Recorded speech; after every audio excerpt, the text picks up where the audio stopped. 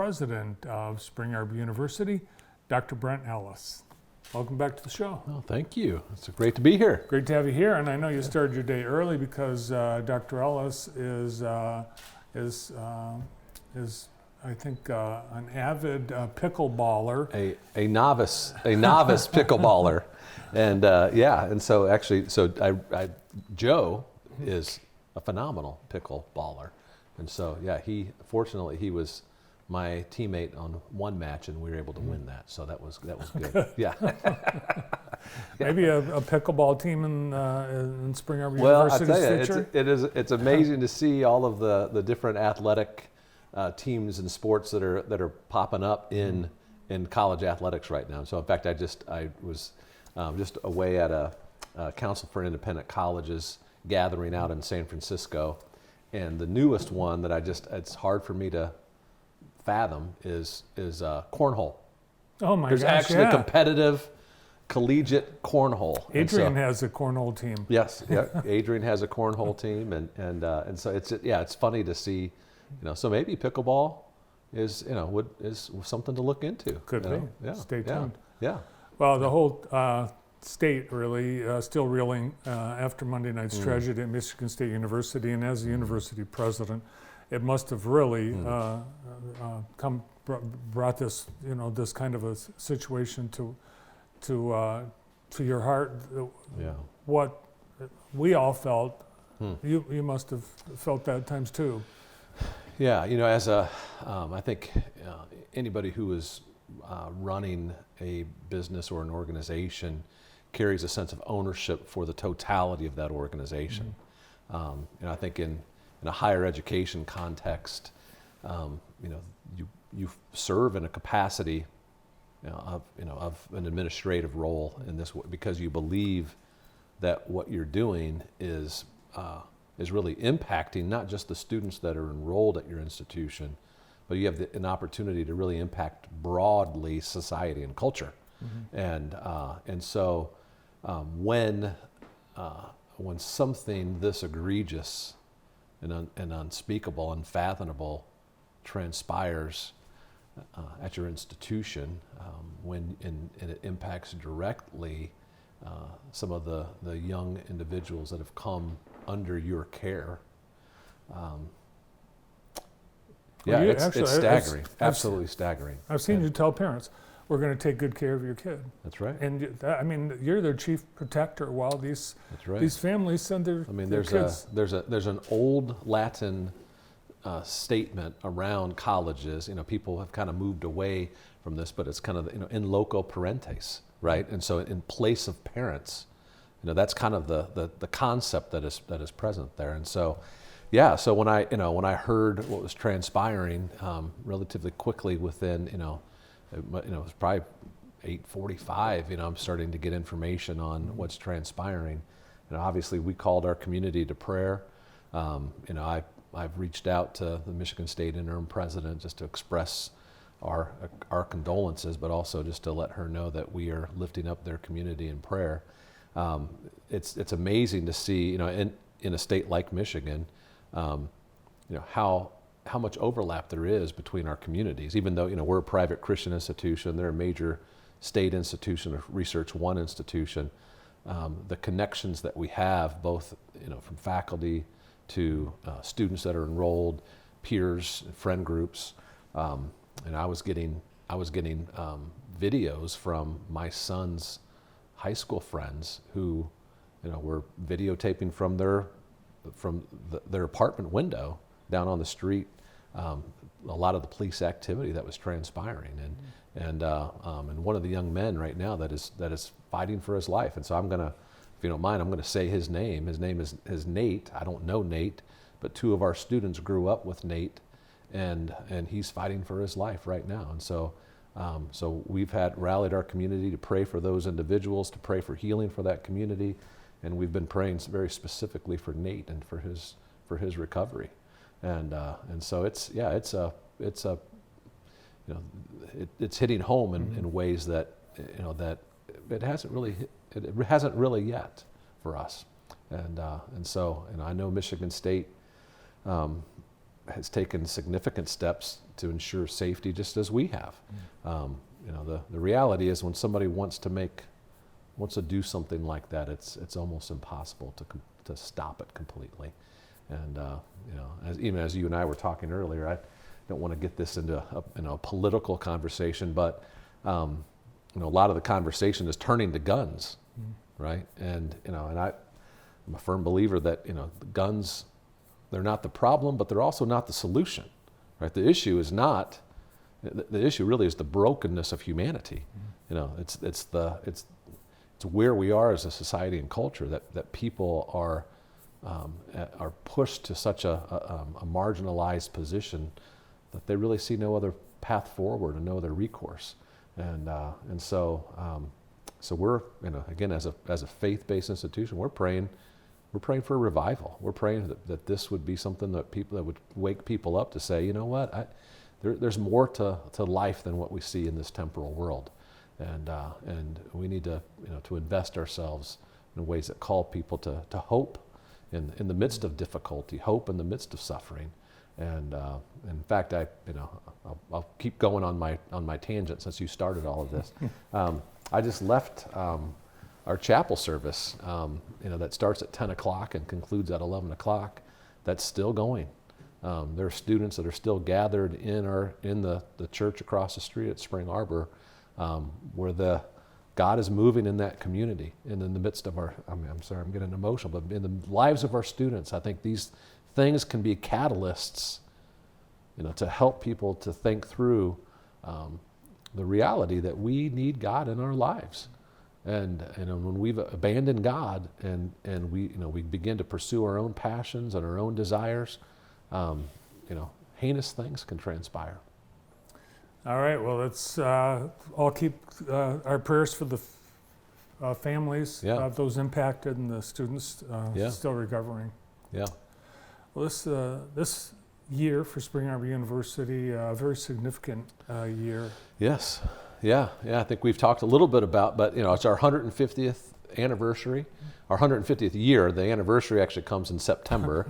It's kind of funny how that works. But so this is our 150th academic year, and to think about the opportunity that we have to be a part of an institution that is celebrating a sesquicentennial is actually quite humbling, really. I mean, there are not a lot of institutions that can claim that they've been around doing what they're doing, and I think walked very closely with the founding mission of who we were. It's founded by the Free Methodist Church, and back in 1873, and really with an idea that you could really change students' lives by bringing both strong academic programs, academic rigor, with an orientation of learning and studying that approaches all learning with an understanding of who God is and what He's done in creation and what He's done in redeeming His creation.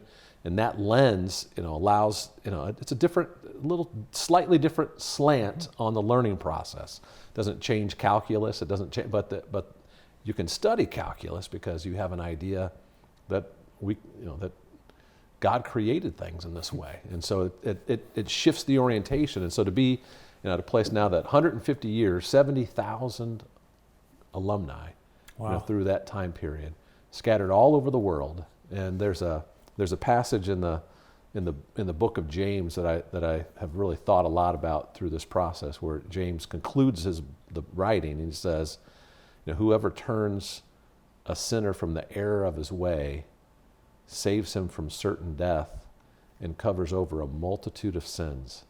And you begin to think about 70,000 lives that have been impacted through the process of this thorough and unapologetically comprehensive Christian education sent out all over the world, and the impact of those 70,000 on our world, and the impact of those 70,000 on the kingdom of God. I mean, how do you begin to even attempt to measure? You can't. Yeah, it's staggering. Yeah. I mean, it's unbelievable to consider and think through the multiplicative impact of those lives. And so it's a wonderful thing for us to celebrate, and a wonderful achievement for our institution. Yeah, well, just look at the impact on our community of the members of that group of alumni that stayed here, settled here, or came back here. Right. And you yourself have. Are you the longest tenured president? I'm in a strange spot. So I'm in my 10th year as president, and so we have one other president who served 12 years. Oh. He served 7 years, left, and came back and served 5 more. Oh, that doesn't count. So he has 12 years as president. So I'm the, they've put up with me the longest, right? So they haven't asked me to go and come back yet. So at the conclusion of this contract, I will be the longest tenured president. And at this point in time, and 10 years in, I'm the longest consecutive tenured president, that have served 10 consecutive years in this role and in this capacity. Yeah, that's awesome. It's really, I think, a demonstration of your commitment to the school, but also to the community. Your family. This is their home. I mean, this is their home. They don't know other. They, really. Right. Yeah. We moved here from Texas in 2009, and I can remember at that time, there was a mass exodus, from Michigan out in 2008, 2009, and we moved in, and I don't know how many people said to me, "Why are you moving to Michigan?" And I'm looking at this community, and I'm thinking, Jackson County is a fantastic community. The people, the city, the parks, the trails that were here, the golf courses around, the weather, the industry, the fact that there were 3 colleges, great high schools. And I mean, I'm thinking, it's interesting. It was interesting because I was coming in, that I think there really was this sense of what's wrong with us. And what I love to see, and you've been a great part of this, is the resurgence of Jackson County and the city of Jackson in remaking themselves after that. And so we've loved Jackson ever since we moved here, and it has become our home in many ways. And so very thankful for this community, thankful for the opportunity that we have at Spring Arbor to collaborate and to work in a cooperative way with community leaders here in Jackson County and in the city of Jackson. And so we love our home. Good. We love having your family here too. Well, thank you. Thank you. With this 150th year, we've actually started the celebration back in September. Right. With a big event. And yes. The idea was you're going to make this a year-long extravaganza. That's right. Yeah. The idea was that we would celebrate the 150th year throughout the 150th year. And so we started off, in the fall with a welcome back concert and an event that was open to all the community. I think we had several thousand people that participated in that. We've had multiple events throughout this calendar year. We have the evening at the Arbor. I think is coming up in May, which is always a big gathering. We're excited to have that. But then next September, we will have a large gala gathering. I mean, on the birthday of Spring Arbor University, have a large gala gathering to really celebrate 150 years. And that'll be the conclusion of that year-long celebration. Yeah, it's an amazing milestone, and I'm sure when you look at the birth of the school, literally in the middle of nowhere. Right. Yeah. Nothing. That's right. Nothing. That's right. Nothing for miles. Yeah. And the town really built up around it then, and and then you think even of the progression over the course of the last 150 years, where it began as this institution began as what it was called a seminary. And at that point in time, seminary meant grade school. I mean, it was a private Christian grade school, added a high school curriculum. It wasn't until, well into the early 20th century where the junior college curriculum began, but we didn't become a baccalaureate granting, so a college, a true 4-year college, until the mid-1960s.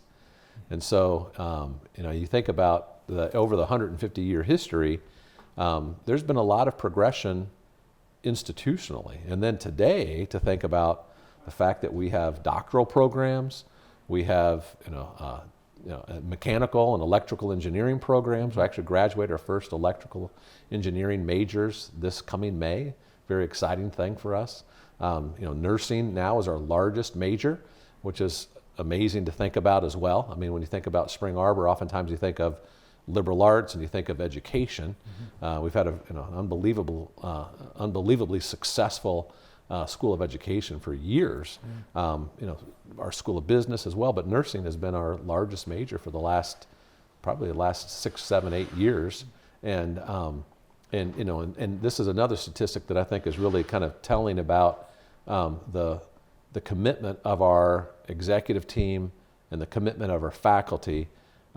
Right now, about a third of our students, about a third of our enrollment are enrolled in programs that have been started in the last 36 months. Wow.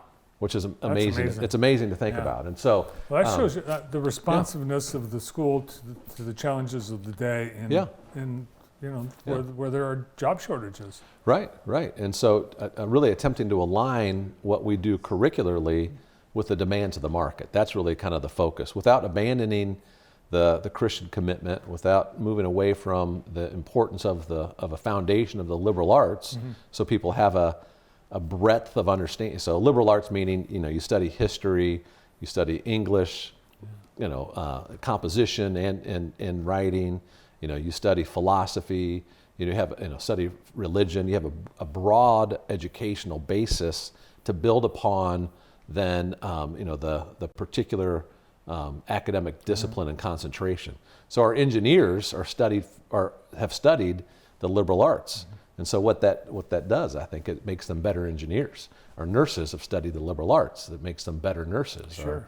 Our teachers have studied the liberal arts; makes them better teachers. They're able to think critically. They're able to solve complex issues. They're able to communicate competently. And all of those things are transferable skills in whatever discipline you go into. So, yeah, it's a neat thing to see. It's a wonderful thing to be a part of. Yeah, it is. And can't let you get out of here without giving honor to the Spring Arbor women's soccer team. Oh, my goodness. What a great season. Yeah. I tell you, I think we won 2 national championships in the span of 3 years when Bethany Balser, who was, arguably the best NAIA player in the history of the NAIA, came through Spring Arbor University. Now she's a professional soccer player with the Seattle Reign and has had time where she's spent on the U.S. team, the U.S. women's national team, which is the best team. But then to have this group, and it was really neat because of the COVID and the way that the COVID year kind of impacted athletics. A lot of our young ladies had an additional year to play, and so 5 of our players came back for this 5th season, and led a remarkable run to a 3rd national championship in our women's soccer program history. It was an amazing thing to see, and Mackenzie Silvius, who was one of those 5th year seniors that came back, won the National Player of the Year award. And so that was a great recognition for her. And then Jason Christ, our coach of the year, and in this season became the winningest women's soccer coach in the history of NAIA.